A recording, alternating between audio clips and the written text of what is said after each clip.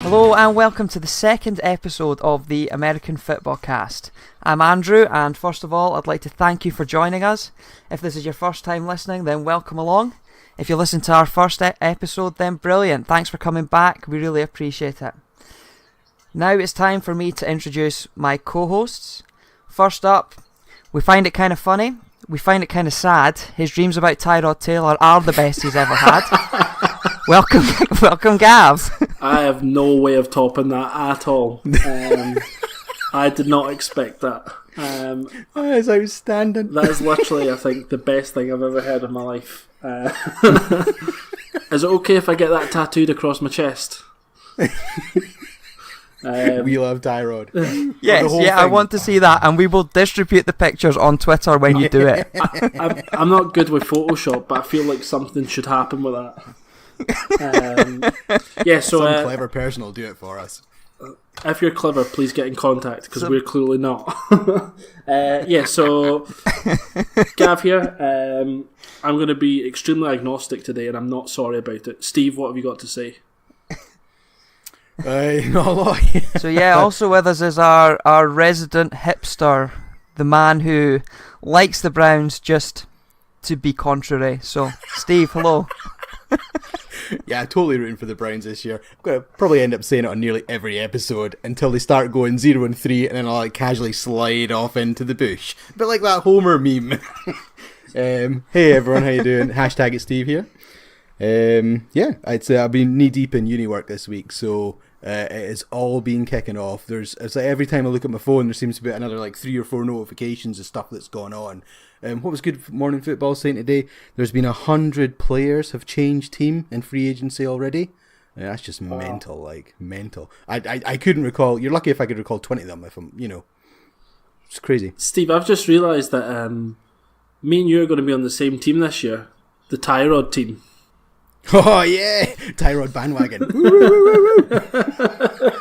Oh dear. 2v1. Poor Andrew's sitting there every week going, oh my god, here they go again. I'm happy to be an honorary Browns hipster for the purpose of the Tyrod Taylor's contract. Hell yes. The whole 1 year of it. Where's he going next season? Hopefully the Redskins. I would, I don't know what I would do. I'd probably move to Washington. Just transfer your job. Yes, I'm going to go and set up my company's outreach post over in Washington, right next to the stadium. Hey Dan, hey Big Dan, how you doing? Sorry Andrew, we got off topic. That's quite alright, that's what we want to do. Breaking news, guys, just before we started to record this episode, our last one hit 100 downloads. Woo! No, thank you very much. That was actually awesome to see that. I kind of had a hopeful maybe 50 in my mind, and then I seen that this morning and I was like, my word, that is amazing. So yeah, thanks. And just to add to that, I think some of the interaction we've had on Twitter, considering how new we are and how fresh we are on the scene, I think some of the feedback we've had has been great, and some of the people just, the conversation, everything's been really, really exciting. And I just can't wait to see where the rest of this goes. Hopefully I have my own jacuzzi by the end of episode 10. Episode 10? Yeah, we're all in it for the hot tubs. All in it for the hot tubs. We're going to create a Patreon just for hot tub funds. I hope you're okay with that. What are they going to get? Are they going to be able to tattoo that thing on your chest? Do you think we could do how you get GoFundMe? We could be just tub me.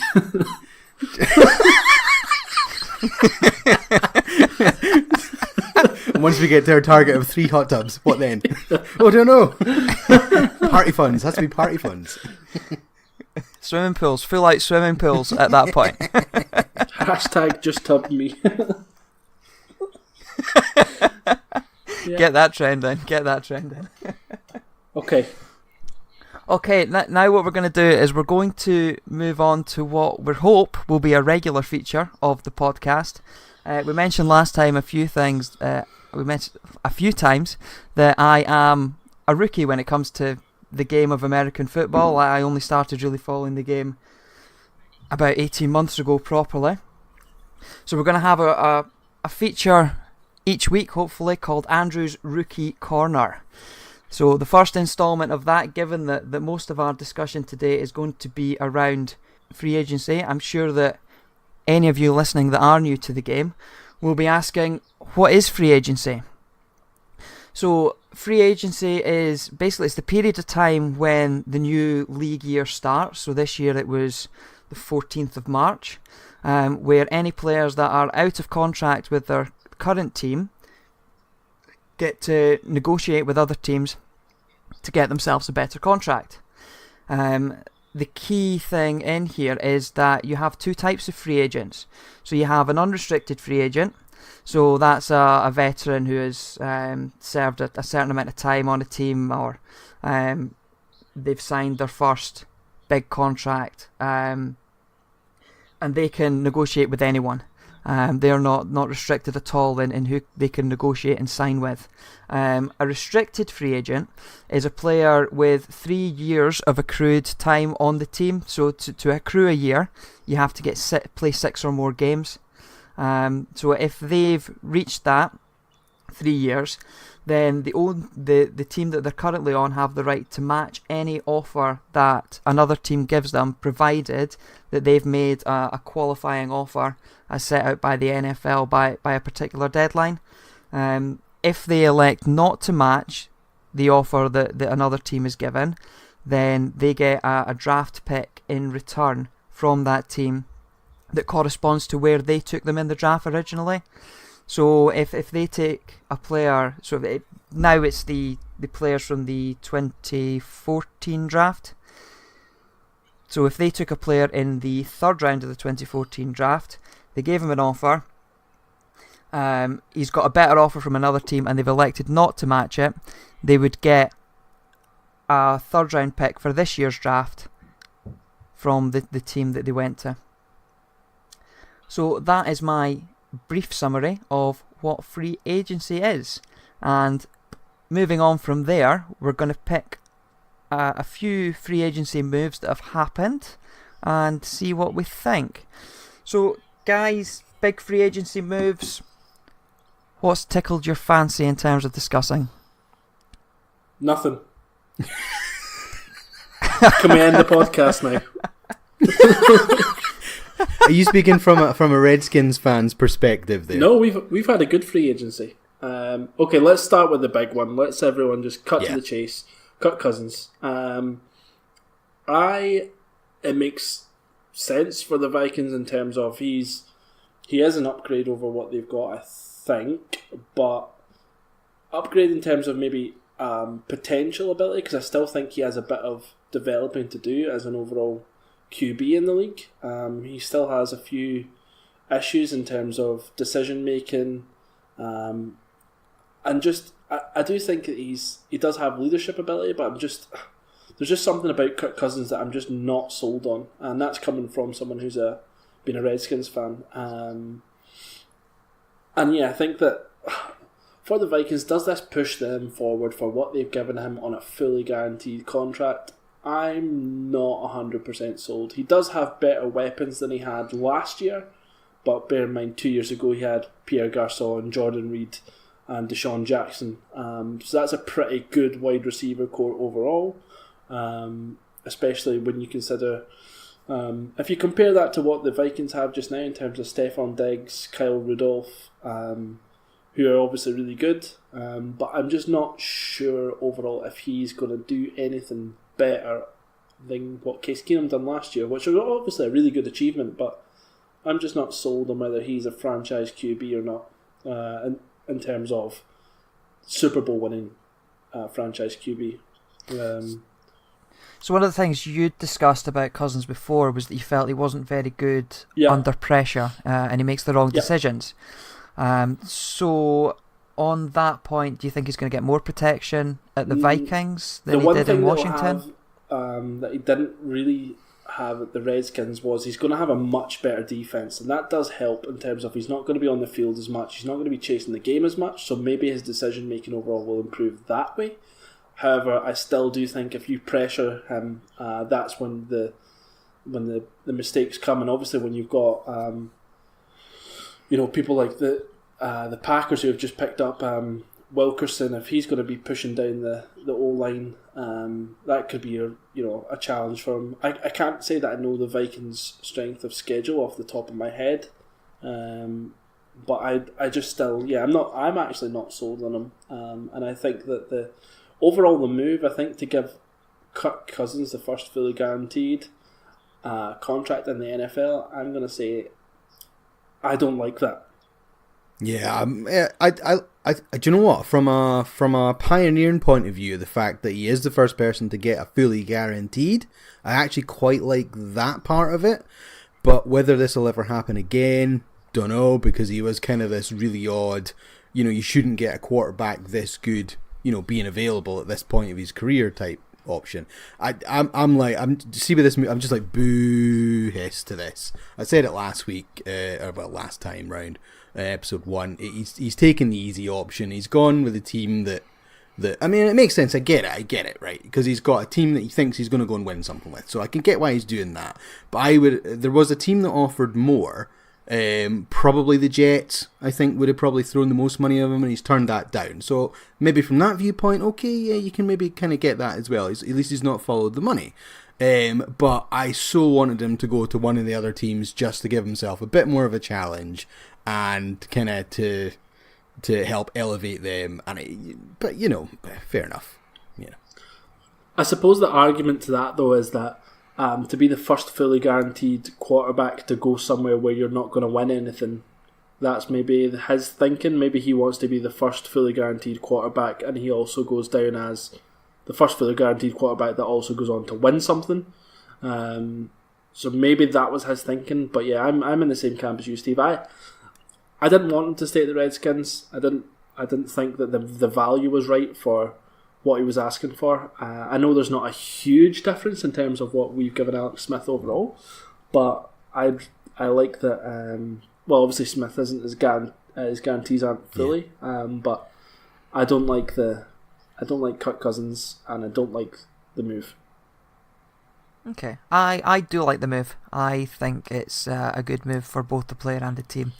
But yeah, we can move on from Kirk Cousins. We've put him behind us. I am going to chat as a Cardinals fan about Sam Bradford, and I am in two minds about this one. I'm just waiting to see what you hear about this. Yes, go. Right, I'm in two minds, and the reasons I'm in two minds is because, yes, clearly when Sam Bradford is fit, he is one of the best passers of the ball in the league, and you can't not be for that with that ability. The big point of that was if he stays fit, particularly if the Rams sign Ndamukong Suh, I have a fear that him combined with Aaron Donald is just going to mean the end of Sam Bradford's career, if I'm being brutally honest. Particularly with the Cardinals not being particularly strong at offensive line, although they have made some moves to try and address that in the early part of free agency. So, yeah, I'm in two minds. I think Aaron Donald's going to get done for manslaughter. How many times can Bradford actually get crushed in his career? He's going to set like a new standard for how many lost seasons somebody gets to play in the NFL. So just to give my sort of 2 pence on this, 2 pence, 1 pence, 2 cents, I don't know, to give some small change on this, I'm going to say that I really don't like it. Sam Bradford is made of chocolate, and I think when you go behind, whether the Cardinals have tried to do some things to improve their O-line, I think overall he's a massive, massive flight risk. And yeah, I think that to go somewhere where that's the sort of protection that he's going to get with limited weapons, as much as I like Larry Fitz and David Johnson, I just think that he is, I think he's a bad fit. I think he got 20 mil was his contract 1 year. I'm not sure what they gave Mike Glennon. Did Mike Glennon go there? Did I make that up? 5? Mike Glennon did go there. I was about to touch on that. Yeah, I think Mike Glennon got 5. Put it out there. Both those moves were awful.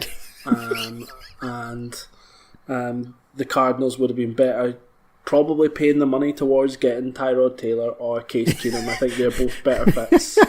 Tyrod. That is... No. I think I said it on the last pod. The purpose behind it was the mobility. I think they both offer scramble plays, and they both offer you that extra bit of time. Similar to the way you see Russell Wilson being like hunted behind the Seahawks' horrible offensive line. I think that's what you're going to see when Aaron Donald and if Ndamukong Suh goes, then R.I.P. Sam Bradford. Totally, yeah. I pretty much had the kind of same sentiment, and it was just all I wrote was Bradford. How long till he gets crushed? It literally is as simple as that. It's that O-line. It is one of the weakest groups in the league. What annoys me though is actually on paper they've actually got not bad. They're not bad. So they've got Mikey Upati that they got from the 49ers who plays guard. I love that guy. I think he's brilliant since he came into the league. Was he injured last year? Did he get injured last year? Any idea? Is that possibly part of the reason why they suffered so much? Yeah, that makes sense then. They got Jared Valdir last off season, or was it 2 years ago now? You picked him up from the Raiders. He plays tackle. He was outstanding with the Raiders, and obviously hit free agency and got his decent contract. He hasn't quite hit the same heights in Arizona. And then so they've brought in Justin Pugh this year, which you'd hope will work, but they've had to chuck out $45 million to go and get him. And if he's put his back out, he had to get medically cleared to make sure he was allowed to come back. If that's been a bit dodgy, then man alive, Donald's just going to throw them to the floor and just make mincemeat out of them. I think the money they gave Justin Pugh was crazy. That again is and I know this seems like we're beating down on your Cardinals, Andrew, but I think that was a bad move. I think that's a lot of money. I know you need to address it, but I think there's better ways to do it. Justin Pugh wasn't even that good at the Giants, if I remember rightly, as well. So just to be completely down on absolutely everything in life. Yeah. So I think Justin Pugh could be a decent move if he's over his back injury. But again, it's much like Bradford. If he stays healthy, then on paper it's a good signing. But will he stay healthy? That's the issue. It does look like silly money, but there's not very many players in the offensive line that are at a good level and available this year, so they were all getting stupid money. That's true. That's just the way that market is this year. What does Solder get? $15 million a year or something. I think he got. It was just it was proper decent money. Even rotational backups that would have hardly played last year were getting like 10, 12 million a season in free agency. It's crazy. They're getting quarterback money. Well, there's no point in having a QB if you don't have the right person to protect them. So bingo. Exactly. That is the second most valuable piece in the field of the NFL. Absolutely, and other than, left tackle obviously gets the big money because it's kind of got like a bit of a premier position because he protects the blind side and all that stuff. The rest of the offensive line don't get paid generally anywhere near enough for what they do. If you think about what they're facing week on week and how much stronger defenses are getting, and you're getting like your Myles Garrett's and your Joey Bosa's and whatnot that are coming out of college that are so much better than DNs used to be, and the offensive linemen just aren't up to the same standard. They haven't progressed at the same rate. They're just getting wrecked. Yep. Wrecked. Okay, so in that discussion we mentioned Case Keenum, who obviously went to the Broncos. The thing I found interesting about that move, not on Keenum's part, but on the Broncos' part, is that they elected not even to send Kirk Cousins an offer.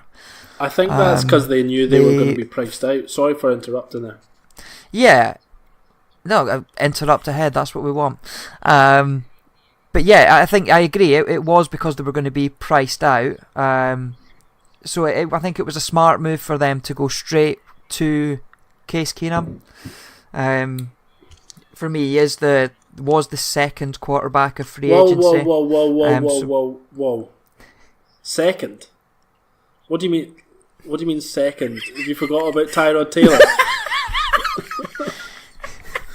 You winding him up on purpose there. Tyrod Taylor, who didn't hit free agency. Yeah.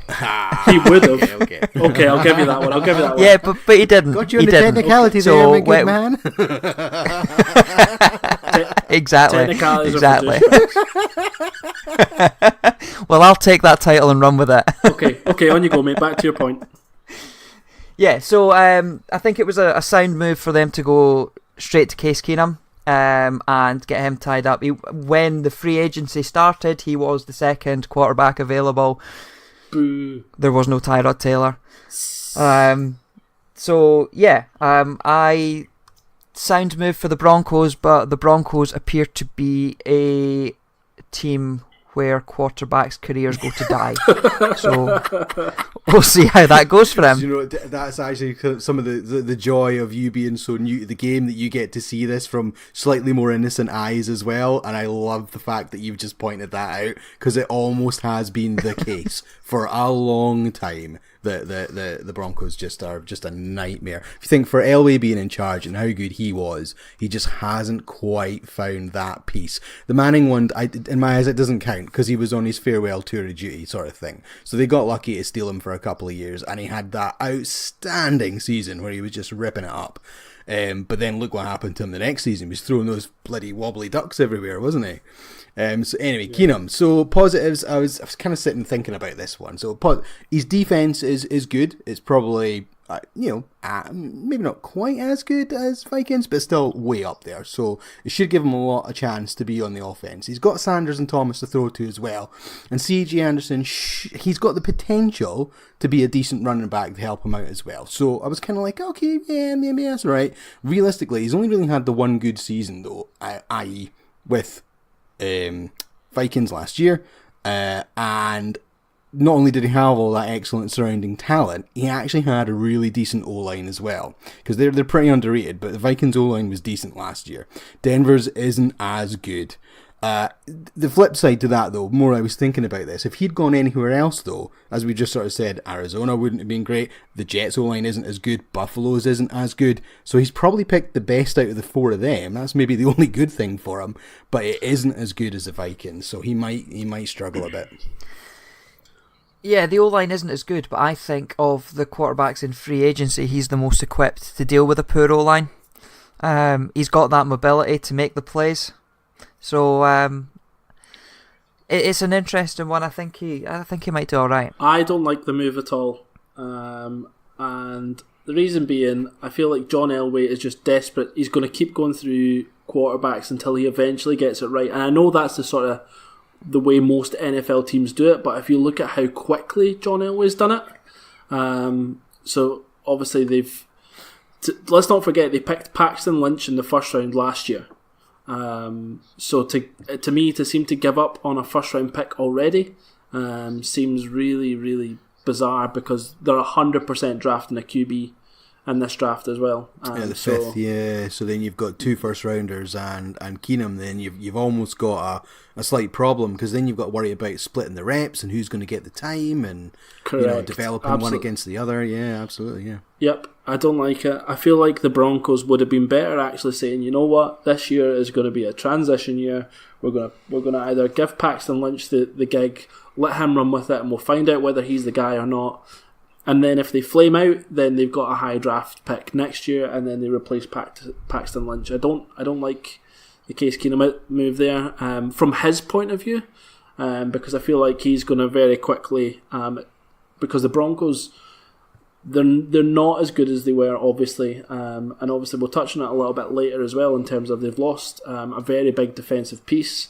So yeah, they have a good defense, but they still had the 5th worst overall record in the NFL last year. So I think it's more of a mindset that the Broncos have a good defense rather than they actually do have a good defense.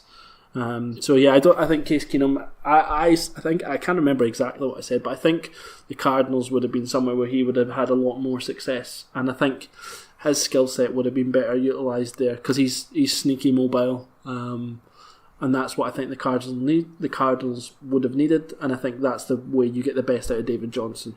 So for me, that would have been his fit. So yeah, I'm not into it, and I think C.J. Anderson will be replaced in this draft as well. I think the Broncos will pick a running back. Sorry. No, don't be. God, don't worry about it. Good. Yeah, that's... I think, moving on, I think that the Texans have got an absolute bargain in spending $7 million on Tyrann Mathieu. The Cardinals cut him because they didn't want to pay $19 million to extend his contract on the team option. Mathieu decided not to take the offer that the Cardinals gave him, which apparently was higher than what he's ended up with at the Texans, but obviously not what he was looking for to stay there. So it's only a 1-year deal, so it is a move to get him out there and to give him big money next year for him. But yeah, I think the Texans have got a bargain there. From a Cardinals standpoint, yeah, it's disappointing to lose him. There are still pieces there at safety though. And a Budda Baker who looks... I mean, he was a Pro Bowler on special teams last year, so hopefully he can make a more of an impact on defense. But yeah, I think the Texans have got a bargain there, and the Cardinals might end up regretting that one. Or maybe not. You never know. It may all go horribly wrong, and you could be sitting here a season 2 from now and going, "Yep, Cards made absolutely the right choice." I don't know, but I'm just wanting to play devil's advocate a little bit there.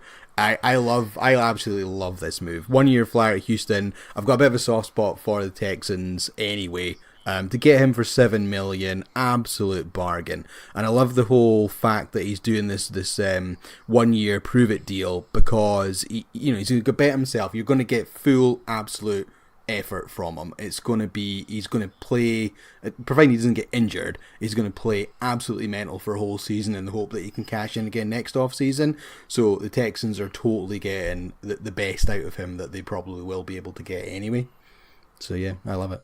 And you say injured, I mean, he is a guy that has torn his ACL in the past, which is an injury that can come back as well. I think that once it tears once, it can tear twice. I think the difference for... Or 3 times. Or I know whatever. Injury's a risk with every player. I think, if you look into injury history, someone could have that sort of injury and another player could have the same injury and not be re-affected by it. But what I think this is the absolute best move of the entire free agency. The value is absolutely brilliant for the Texans, but he also has JJ Watt and Clowney harassing quarterbacks, so the amount of tip balls that he could potentially pick off. Houston, if Deshaun Watson didn't go down the way he went down, I think it wouldn't have been out with the realms of possibility that the Texans do what the Eagles done, and I do mean that, just because of the way that they were firing with Will Fuller and Hopkins. I think they're with Watson, they're a dead cert playoff team. Whether they're a Super Bowl winning team, I'm not sure, but they're certainly a playoff team. I think so last year before Watson went down, I think I think they could have gone all the way. I think DeAndre Hopkins is one of the best wide receivers in the full league. Will Fuller is super explosive. Lamar Miller's a good running back, is it Jadeveon Clowney? Jadeveon, yeah. Yeah, he last year he really came into his own, I thought, and all that was missing for the Texans was just that little bit of an upgrade in the secondary, and I think they have done that to the absolute best of their ability. Yeah. In terms of the Cards, I think I have no idea what they're doing. Why would you not pay him the money? I know you're saying you've got pieces like Budda Baker and Pat Peterson and whatnot, but I just do not get why you would give up. Especially the way that the rest of your division is.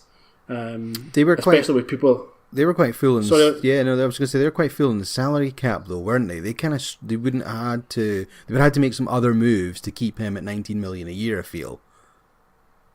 Maybe, but let's bear in mind that they paid Justin Pugh $45 million. So when you compare the risk and reward in Justin Pugh versus the risk and reward versus Mathieu, I'm going to say that that's money spent poorly. Sorry, Andrew. Yeah, we'll wait and see. It's a Beat on Cardinals podcast today, guys. It's not all. We'll beat another team soon. We just need to find. Oh, wait a minute. Here's one. And yeah, well. Speaking on beating on other teams, so a move that's just been announced as we've started to record tonight. Brock Osweiler to the Dolphins. What are the Dolphins doing? The Dolphins are actively trying to get next year's first round pick. Yeah, what are the Dolphins doing? That's the only explanation that I can come up with for this. This is a guy who he seems to be trying to play himself out of the league. He gets a starting job and he's just not very good at all. So I've got one, but he keeps picking up contracts. So yeah, fair play to him. I've got one other theory. Steve, you could correct me if I'm wrong here. Didn't Adam Gase get busted up for some drug abuse or something along those lines? Is that a bit too close to the bone? I do not know what you're speaking about. Okay, let me be PC. Adam Gase has lost his shit. Yeah. Yeah, you were saying that the other day. It almost feels like full implosion. Actually, what they've come out and said is that they wanted to change the culture. Now, if you think back, the whole Richie Incognito problem, that happened when he was at Miami, wasn't it? Yeah. Do you remember this, Gav? Yeah. Yep. Andrew, we won't have. This have been prior to you watching, eh? Yeah. So Richie Incognito, there was a big... He said some stuff he shouldn't have done, and he had to go at one of the other offensive linemen. So much so that... I can't try to remember the poor boy's name. He didn't even play again, though, did he? No. He just... Anyway, it was racist, it was offensive. They were trying to... I think they were trying to do the old jockeying in the changing rooms. I don't know what I'm trying to say, but anyway. Yeah, that's just, I think they've had probably problems behind the scenes for a while. For whatever reason, they haven't addressed it for a lot of years. They've got, I wouldn't say bad apples per se, but they just had people they just didn't believe in to be the right people for that team, and they're just starting to clear house and cut people left, right and centre. Interestingly though, the Pouncey one was not. The Pouncey one was not a character thing. I read that he got moved... I think it was just a salary dump more than anything else. But a lot of the other ones, they've not come out and specifically said, but a lot of the other moves were character issues, problems. They wanted rid of Landry. They wanted rid of Sue. Sue, yeah. Sue, hashtag dirtiest player in the league, basically. So I'm going to put it slightly differently. I think what this is Adam Gase doesn't like the people telling him that he's not a good enough coach. Because he's not. He was a really good offensive coordinator for the Bears under John Fox, I think. I think they had a pretty good year with Jay Cutler, all things considering that it's Jay Cutler. And I think he just cannot handle these big characters who, let's put it out there, all these NFL players are brought up on sort of one thing all the way throughout their career, and it's about winning. And they are a team that has enough talent to be winning. And I don't just mean like, middle of the table or 7-9 or anything like that. They're a team that should be challenging for playoffs as a bare minimum based on the talent that's at that team. And I know they've been unlucky with Tannehill going down, but again, my thoughts on that is that's down to the GM and the head coach to pick someone better than Jay Cutler for what they gave him. And they could have done that. Again, you look at... Case Keenum as an example of what he done, and Sam Bradford and all these people that I reckon the Dolphins could have probably looked at rather than Jay Cutler, who had retired. Let's not forget that either. So I think it's more of Adam Gase couldn't manage the people, and he's got rid of the people that are the most likely to call him out for not doing what he should be doing. And again, that's probably, maybe this is more of a UK thing, but I think if you think of American football and you don't know anything about it, Miami Dolphins is a team that you know just because of the name and the brand. So I think that for that team, I think that not winning isn't good enough, and not being close to winning isn't good enough. And I think that they maybe it's a really smart strategy, and they've thought, you know what, let's absolutely flame out this year, and let's make sure the next guy comes in, because they've picked up a bunch of draft picks as well. The next guy comes in, he's got a whole lot of ammunition to work with. Oh, I don't want to add to their woes. There is something else that particularly riles me about the Dolphins. I don't have a hate for a lot of teams in general, but there's little bits of things that annoy me. And the one thing that gets me, particularly with the Dolphins, is nobody goes to see their games. There's obviously, the climate is awesome there, so they're obviously wanting to go to the beach and whatnot, but come on, you've got 8 home games a season. Go and support your team. I also think winning, though, is part of that. I think fans are less likely to go and see their team get beat every week. and I do think performance does have a... So let's use the Jags as an example. Look how a couple of years ago when they done everything, the hot tub, jacuzzis and all the rest of it, Shahid Khan and his crazy ideas to get fans to go. And the thing that's actually increased the stadium is having a competitive team. Is winning, yeah. So much so they had to take the tarp off the top layer for the playoffs. They actually needed the more seats, so they had the Jaguar banner up for years and years and years because they could never sell out their stadium, and they had to remove that for the playoffs, the game against the Bills. So that to me is a big part, and you are right in terms of the overall. I think they are probably an under-supported team, but I think that the performances don't overly encourage the fans to go. Mm-hmm. That is only locally. Just to say, in terms of well supported, particularly in the UK, they're probably arguably the second most supported team, maybe behind the Patriots. Maybe. Yeah, maybe they're right up there. They are right up there. The local. I mean, we could get enough people in the UK to go and fill their stadium when they're playing at home. I would want to go and see them all the time. Easy peasy, easy peasy. But over there, for whatever reason, maybe they want to go and see the Heat play some basketball instead. I don't know. They're just they're not in it. Yeah, it's definitely a weird one. The only other thing that springs to mind is Laces Out. Laces Out. It's all Jim Carrey's fault. Cool. Right, who are we going to blather about next?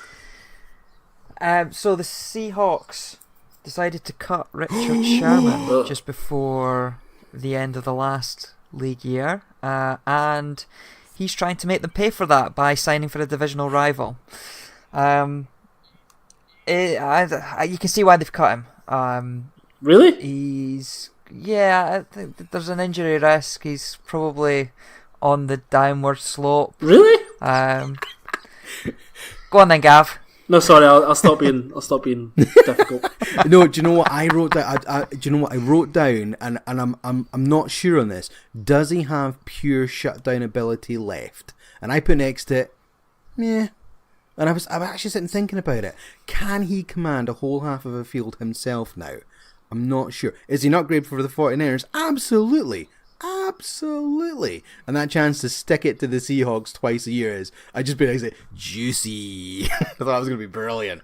But he leads the league in interceptions since he joined. He's not the active leader in interceptions that is playing at the minute, but in the time frame since he joined, he's had the most. Is that a benefit of playing with the Legion of Boom because all four positions were excellent? We now get a bit more of a chance to see, can he carry a defense? What does he chuck in for the 49ers? Don't get me wrong, I don't want to sound like I'm hating on him. I actually love him. I think as a player he is brilliant. As a character, he's got that kind of +1 personality where he can trash talk and get away with it, and it's brilliant. So I don't want to hate on him. I love the move for the 49ers, but is he what they think they're getting? That is the only question mark on the whole thing. The only thing I would add Steve, I would agree with a lot of what you said there, but the only thing I would add to the sort of looking at it from a Seahawks perspective, the amount of other pieces they lost from the Legion of Boom this year, that's why it's a bad move. Nothing else. I mean, I understand the question around his injury, and maybe understand the question around he can sometimes go, I don't know if over the top's the right way to look at it, but he can definitely get too hot-headed, and it can sometimes impact his maybe decision making, and he gets too caught up in the trash talk at times. But I think the reason it's a bad move for the Seahawks is because all the other pieces they've lost, and also I cannot wait to see if he picks off Russell Wilson, how he reacts. Oh, that's going to be great. Oh, man. So you're saying, Gav, just for a rookie and for a British perspective, comparing it to association football over here, you're saying it's the same as Manchester United's decision to get rid of Ferdinand and Vidic at the same time. It's just going to weaken the defence, changing too many things at once. Absolutely, that's a really good analogy, mate. That's a really good analogy for those of you that like normal football. Soccer. What is over here? Soccer. I don't know what you're talking about. You're speaking to some weird foreign language now, you two. But yeah, I think 49ers, amazing move, really good move. He's a leader, and you look at some of the guys that he's worked with over the few years, and he's really brought on a lot of players, and he gives the 49ers who are sneakily upgrading their defense, and I look forward to seeing what he brings to that division again. And that is a stacked division in terms of people you come up against in terms of the QBs, etc. So apart from the Cardinals, but yeah, good move all round for me. Yeah. So one team I think that's done quite well in free agency, the Browns. The Browns, and we're going to stay in the same division. The Browns is the Rams. But we're gonna flip that to a player that they've lost, who's gone to the Jets with Tremaine Johnson. I don't like it. So you don't like that move to the Jets? No. Seems like it's a player I don't know a huge amount about him, but it's a huge contract they've given him, I think, isn't it? Yeah, it's a pretty big contract. I mean, it's not the most expensive overall in terms of the secondary people that have gone. I think he was the first domino that had to fall for the rest of them to negotiate the contracts based on where he is as a player in terms of the people that were available. The reason I don't like this move is I think he obviously is a good move. The Rams have benefited from it because they've upgraded overall, but for him personally, I think it's a poor move because he has a better chance of winning at the Rams. So I don't really know. I think he goes to the Jets and he just becomes another name. I like Jamal Adams from the Jets in the secondary. He's a really good player, but I don't know. I always get annoyed when it feels like people have just chased the money, and I know that's absolutely, if someone in my working environment said, Gav, do you want to go earn 4 times what you earned last year? Of course I'm going to take it, regardless of what the role is. But I would just like to have seen something about. It's a bit different though for your average man's salary when compared to these guys who are getting millions every year already, isn't it? Yeah, I mean, I don't like it. I think I just don't like the Jets either. Is that okay? Hammy's listening and you're going to get you'll get some stick for that one. What is it? 34 million guaranteed off a 72.5 million contract. God, that is decent money, isn't it? I'm only looking at it now. I haven't actually seen the numbers. And how long's the deal? 5 years. So the average is, I mean, if he picks up all of it, that's great money. But the guaranteed part isn't actually huge. It's less than half. So we've probably got one of these little wiggle rooms after a couple of years. If it's not going, it's not going great, they'll cut him out these last couple of years without a huge amount of a hit. What we got, interceptions. He's played all right, I suppose. I don't know. He's not high on my list of players. Don't know if I just missed something about him or not, but I think he was, that middle guy in terms of he is good, but he's not like flashy good, and he's not the top guy that's going to. He was literally the benchmark for what the best secondary people are going to get, and then what the middle of the road, lower tier secondary people were going to get based on what his contract was. But yeah, again, not a fan of it. Not a fan of it. Yeah, sorry, Hammy. But they've replaced him with someone else, haven't they? Who? Talib. That was a little fishing rod that I threw out there. Just to really. Akib Never Talib, heard of him. Bless him. Andrew, you go first. Yeah, so is he taking Crabtree's jewellery with him? I hope so. Well, I was having a wee I mean, we all know Talib's had a few off-field problems, and I was having a wee nosy earlier, and the thing I loved most, which I'd forgotten about because he's been in the league like 10 years now, at the rookie symposium, he got into a fight with a fellow rookie. Then he overslept and he missed a flight to Canton before he'd even played, because for a rookie function at the Hall of Fame. I mean, like, holy moly. He missed team meetings during our OTAs and training camp during his rookie season. He was late for that.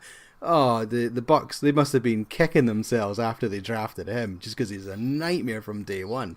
What else has he got? He claimed he was shot in the leg outside the Dallas strip club in 2016, but it was later revealed that he falsified the report because he actually shot himself in the leg and then lied to the police. The boy's an absolute nut job. In 2009, Shot himself in the foot with that one, didn't he? Oh, yes. 2009, he battered a taxi driver. 2011, he was issued an felony warrant for aggravated assault with a deadly weapon. Oh, man, just what a guy. Thankfully, none of that is, I want to say, too recent. I suppose 2016 is still recent-ish. You hope he's left all that stuff behind. Because actually, in terms of where he places in the league, he's right up there for his position. There is no doubt that he isn't a really top-notch cornerback, but he's just got this baggage. I'm just waiting to see what he's going to do next. Yeah, he's a crackpot, but I'm okay with that. The reason that I love this move, I think from a Rams perspective, he's an upgrade over Tremaine Johnson. Simple, good start. Secondly, the reason I love it the most, who's the Rams defensive coordinator? Wade Phillips. And where did Talib probably have his best season overall? In Denver. Who was the defensive coordinator? Andrew? I'm going to guess it might have been a guy called Wade Phillips. Oh, yeah. Yep. Oh, no, we got that wrong. Okay. No, I think it's a great move for him. I think it's a great move for the. I think he's got out of a sinking ship and gone into a ship that is, what's an analogy for a ship that's doing well? Anyone? Buoyant. I guess so. I genuinely don't know. He's made it onto the life raft. He was like one of the few Titanic survivors that have made it. If we have any nautical-based listeners, if you can hit us up with what is a good sea analogy for something going well, I'd be into that. But yeah, Aqib Talib to the Rams is an amazing move for me. It's an upgrade. He goes back with Wade Phillips, who arguably got the best out of him. And I think that it's a really, really exciting move for the Rams. And I think that's the sort of moves they have to make to just push themselves that little bit further into being a serious Super Bowl contender. So plain sailing for him from here. That's boring, though. Oh, yeah. Nautical jokes. Hashtag dad jokes. Yeah, we all love them. We all love them. So, moves that have happened so far, are the Rams the team that have done best? Or is it the Browns? The Browns, man. No, I mean, I love the moves the Rams have made, but let's just consider what the Browns have done. First of all, Deshaun Kaiser to an elite quarterback in Tyrod Taylor. We're going to have to get a sound effect for every time you big up Tyrod Taylor. Because I'm sure it's going to happen on every... That might work. That might work. Tyrod bomb. Yeah, I'm sure it's going to happen on every single episode that you're going to big up Tyrod Taylor. And it might even be a defensive special, and Tyrod Taylor is still going to get in there. Do you know who would make a good cornerback if he wanted to be? Tyrod Taylor. You his agent. He wishes. Yeah, absolutely. Agent, fanboy, same thing. Groupie. Yeah. So yeah, no, I think it's hard to see past anyone other than the Browns. And genuinely, I'm not even just saying that, I think Taylor is an amazing upgrade for the Browns. He brings a lot more stability. I think you're not going to find as many issues that they had with Kaiser and every other quarterback they've had for the last forever. I think Jarvis Landry's a brilliant move. I think Carlos Hyde's a good move. Even so, the only thing I don't like about Carlos Hyde is I wish the Browns would have just took Barkley, but Carlos Hyde is still a really good running back. So I like that move. I think he's better than Isaiah Crowell. So yeah, I think the Browns have done really well. They still might They've get got a huge Barkley. draft still to come. Yeah. You know, I know. The only thing I would like them to get Barkley, but it makes so much less sense in my head if they now go and get Barkley because they've paid Hyde I think they'll take him at 4, because I think he'll still be there at 4 now. So I think on the last one we said that they should maybe look at taking Barkley at 1. They hadn't obviously signed Hyde at that point, but the way that the things are moving and shaking with the draft order, the Jets have moved up. They're going to take a quarterback.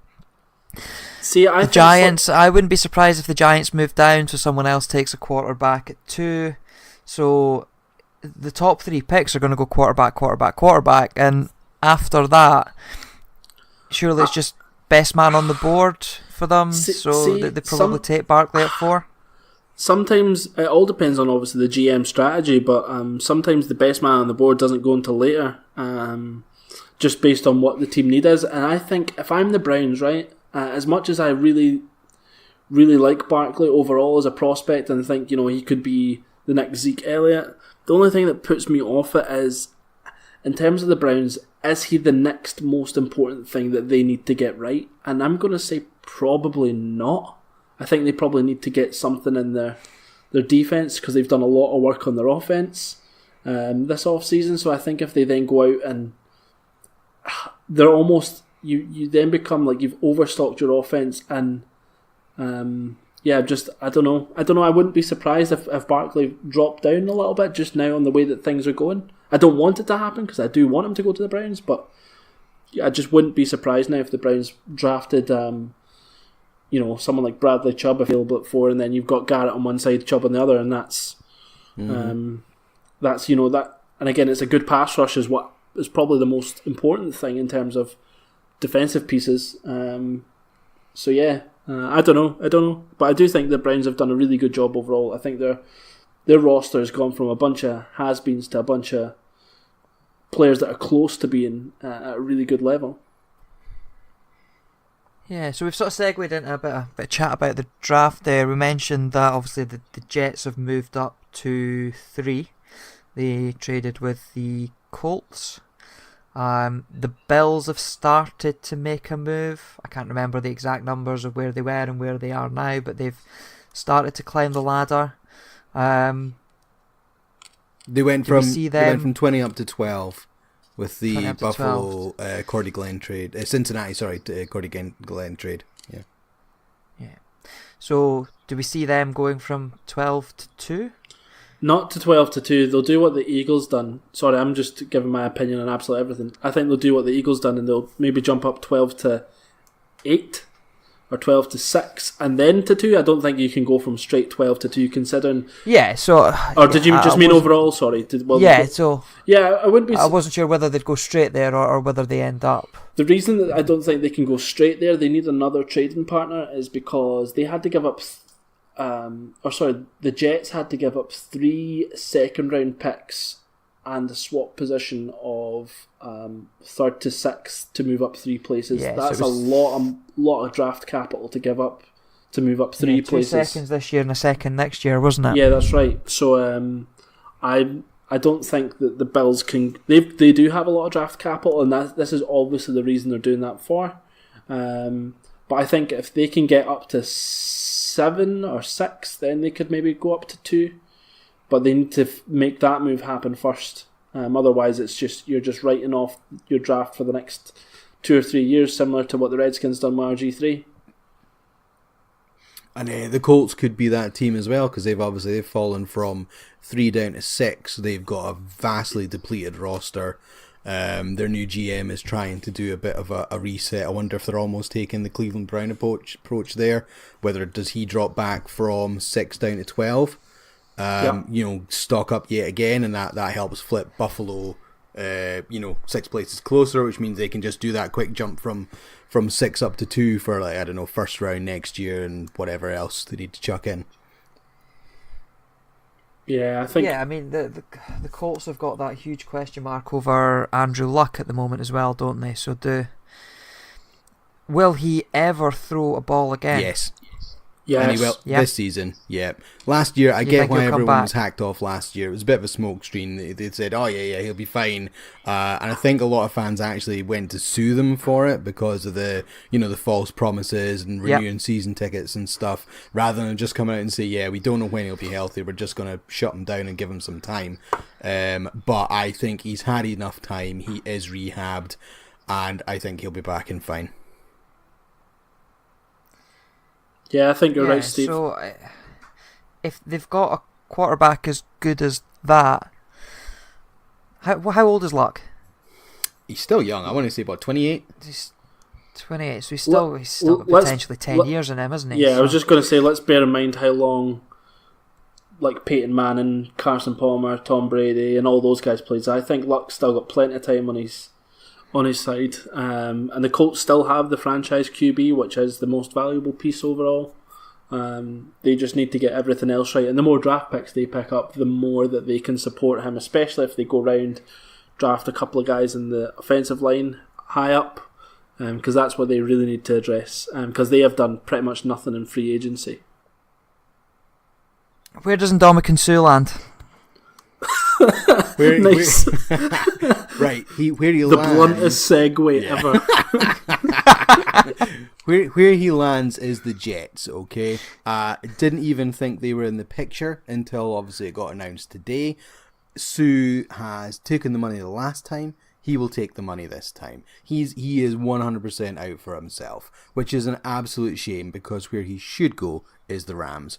Out of the 3 teams that hosted him, Tennessee, well, him and Jarrell Casey would be a pretty brutal front 2 as well, actually.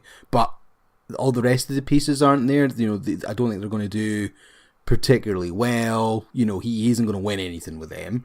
Rams, who was it? Saints. Saints was maybe an interesting one. I thought they were the early favourites before I knew he was visiting the Rams, because I thought he's probably maybe thinking, do you know what, I could go there for maybe a year. Drew Brees is going to be, this might be his last year anyway. They could win it. The defence is vastly improved. They've got obviously that absolute monstrous double back Ingram Kamara. If he's thinking sensibly, maybe that's the move to go for in terms of winning something right now. If he wants to think a bit longer term, absolutely the Rams. They are gearing up big time. They are going to be today's version of the Patriots dynasty, or what the Seahawks did, where they had that consistent. Wow, that's a bold statement. Yeah, I just think McVay is young. He seems to know what he's doing. They have pieces all over the field. People will want to go and play for them. Goff is super young. Gurley's young. They have a lot of young pieces that are amazing. Yep. So I think they're set up for good enough to match the Patriots' success over the last how many years? Well, wait a minute. I don't know. I think. I don't know. that's a But good- will there ever be a team as dominant as the Patriots have been? Steve is absolutely spot on in my opinion. I think if any team is set up to do it, it's the LA Rams. I think they've got the potential to have. So they've got obviously their new stadium coming soon. Yep. I think so. You then get the city behind you. They're in a very attractive location for players to want to go there. They've got a very forward-thinking head coach who's also going to be learning the defensive side off of one of the absolute masters.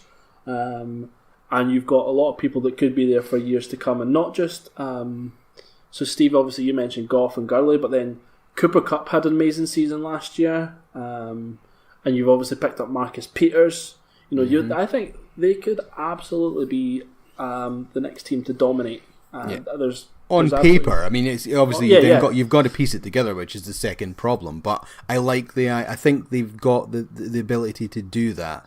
And if you take Sue and you drop him in the middle of that defense as well, boom, game over, man, game over. So I used to say in Aliens. Yeah. That's a quote for an old film. You might not know that's Younglings. Yeah, before my time, mate. One different place where I'd like to see Sue end up, and this is more of a character fit, is the Raiders, the Oakland Raiders. He cancelled his visit after visiting the Rams. He was meant to go to Oakland, and he cancelled it. He didn't go and see them. Yeah, I know that, but this is what I like. Okay, so stop ruining my fun. The reason that I like it is because he is nasty. Yes, character. You did say that. You just said that, didn't you? Character fit. Yeah, it's a character fit. He defines the black hole. He is just, an absolute monster. And I think, Khalil Mack, who's obviously coming off a bit of a down year, he's not been as effective. You put Ndamukong Suh in that D-line, that you'll see Khalil Mack absolutely push right back up into one of the top guys in that position. So yeah, I like that from a character fit. I think from Gruden's point of view, he gets an absolute huge asset to his defense, which has been pretty poor. I know you have to pay him a whole lot of money, but I think for the Raiders, if they could do something to re-entice him to go out that way, that would be really a really good fit. Okay, Gav, so you think the Raiders for Suh is the best fit with his character. Let's move on to a player that has gone to the Raiders. Jordy Nelson left the Packers. Quite a successful partnership there with Aaron Rodgers, who the best quarterback in the league, if we want to annoy some Patriot fans. It's not annoying them, that's a fact. Well, I would wholeheartedly agree, but it will annoy some Patriot fans. Donnie Taylor has left the podcast. Yeah.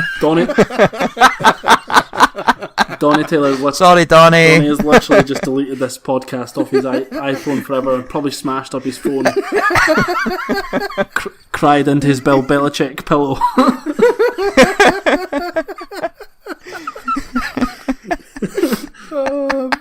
Sorry, Donnie. Sorry, I'm just kidding. So, Jordy Nelson to the Raiders. Will a partnership with Derek Carr be as successful as his one with Aaron Rodgers? No.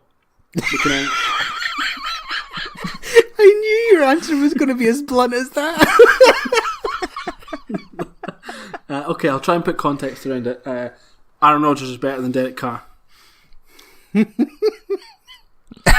Sorry, do you want more? Do you want more? I feel like is that not enough of... No, right, okay, well, we'll stick with it. We'll stick with your bluntness today, Gav. That's fine.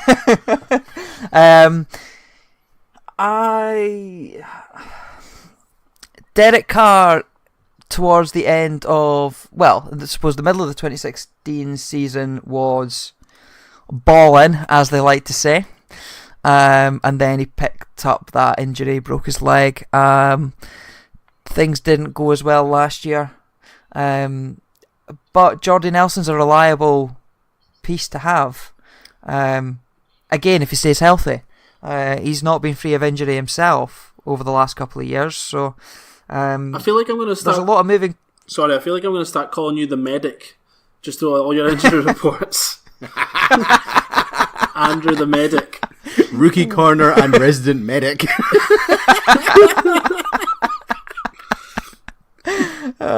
Okay, sorry, carry on, mate. Brilliant. So yeah, I think that it's relying on a lot of people staying healthy, is my medical report and my professional medical opinion. But if Carr stays healthy and Nelson stays healthy, I think they'll be quite productive. So I think it's a fairly solid move. What about Steve? What do you think from a Green Bay point of view? Actually, from the Green Bay point of view, I think it's a good bit of business. He was not the same player post-injury. Even with, and I know Rodgers wasn't, 100% fighting fit last season as well, but a couple of seasons ago they had that, they had Nelson, Cobb, and who else? Devontae Adams. Yeah, I think, was it before? Anyway, triple header where they were just absolutely gunning the three of them because the three of them were stretching the field so much and doing so well. Nelson was getting a lot of space, and he wasn't getting that in recent seasons, which was also, adding to his problems. I don't know if he's going to get that in Oakland either. I think they've maybe overpaid for him a little bit because the wide receiver market has been a bit on the high side. I mean, a lot of people get overpaid in free agency anyway, but I think Nelson has got paid, way too much money. I worry he's going to flame out.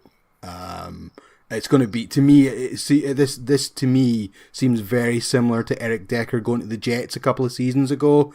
Did pretty good in Denver, got his money, and just went meh. But, just my thoughts. Here's one for you then. Do we think Michael Crabtree will pick up more yards at the Baltimore Ravens versus Jordan Nelson at the Oakland Raiders? Ooh, question. I'm going to go yes. Crabtree wins that. Andrew Strahan, yes. Sorry, there's only room for one blunt person on this podcast. My gut reaction to that was yes as well, to be honest. I thought the same. Crabtree has had really underrated the last couple of seasons, so good on him. He's got a move. He's gone to a team that really needs the help. So I hope he does well. And Flacco's not exactly a rubbish quarterback. I think some people think he's maybe regressing, but I think that's all the pieces around him that are causing him to struggle more so than him himself. Spot on, Steve. Spot on. Yeah, I think Joe Flacco is still a really good QB. I think when you look at some of the people he's had to throw to in the last few years, I know Mike Wallace was pretty good, but Mike Wallace is like a Deshaun Jackson style, just take the top off, so he's only your deep shot. He didn't have a reliable receiver. He had Brashad Perriman, who was a first-round flameout. I think he finished on something disgusting, like 200 yards last year. Oh, disgusting. I love when you use that word. It's like, do you know what? I'm so annoyed with them, I'm just going to say disgusting. I think Jeremy Maclin didn't really live up to his expectations compared to what he'd done at the Eagles. I think from a Ravens point of view, we've kind of went in somewhere else than where we started, but Crabtree's a good fit for me, and Jordan Nelson, I'm going to say, is a downgrade in terms of where he's at in his career and what you've paid him versus what you could have paid Crabtree. I don't know what Crabtree got paid, actually, so that could be a load of nonsense. Oh, Crabtree, 8 million guaranteed versus, for Crabtree that is, versus, where's Jordan Nelson to find this? Jordan Nelson got paid... It's okay, guys, just bear with me till I find this. Jordan Nelson got paid a guarantee of 13 million, so 5 million extra when the production is probably not going to be that much of a difference. I think they would have been better spending that elsewhere. Mm-hmm. Okay, so we've already covered our big winner so far as the Browns, probably followed by the Rams. Big loser. And if you both say Cardinals, I know you're going to, but the big loser for me is the Dolphins, because what on earth are they up to? I'll throw you Seahawks in that mix. They could be just as decimated so far.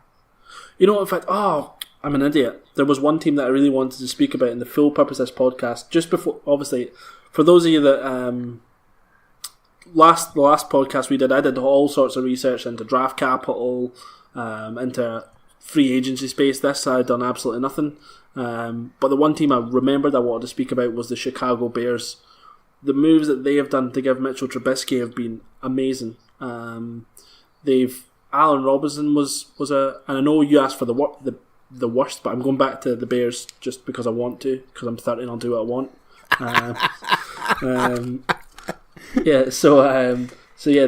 Robinson, Gabriel.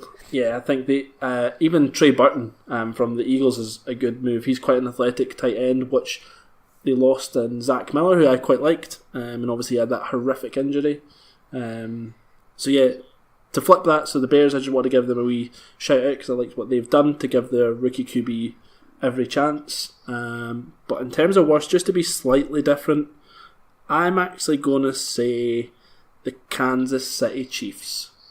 I don't like it. Then. Yeah. I don't like the money they paid Sammy Watkins for what his production is.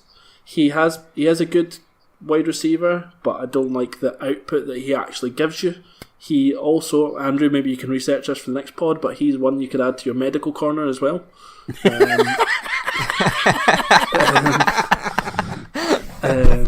The Chiefs have obviously lost Marcus Peters. They've lost Alex Smith, and I know they obviously drafted Patrick Mahomes, but I think the way that they got rid of Smith, for considering the season he had, was pretty poor. And they obviously lost a couple other people like Tombahali. Is that how you say his name? Is that? Yeah. Yeah, so they lost him, and is it Derek Johnson as well? Yeah. So two, really good pieces. So yeah, I'm saying the Chiefs are probably the biggest downgrade overall. So Chiefs, Dolphins, Seahawks. Interesting. Varied opinions on that one. That's just because we didn't want to hate on your Cardinals, that's all. Thanks, guys. I appreciate that. Okay, and with that, I think we have reached the end of episode 2 of the American Football Cast. If you're still with us, which I hope you are, then thank you very much for listening. We'll go round the houses. Gav, where can people find you if they want to get in touch? Are you going to remember the Twitter handle this week? No. So where can they find you personally? Where can they find me? The internet.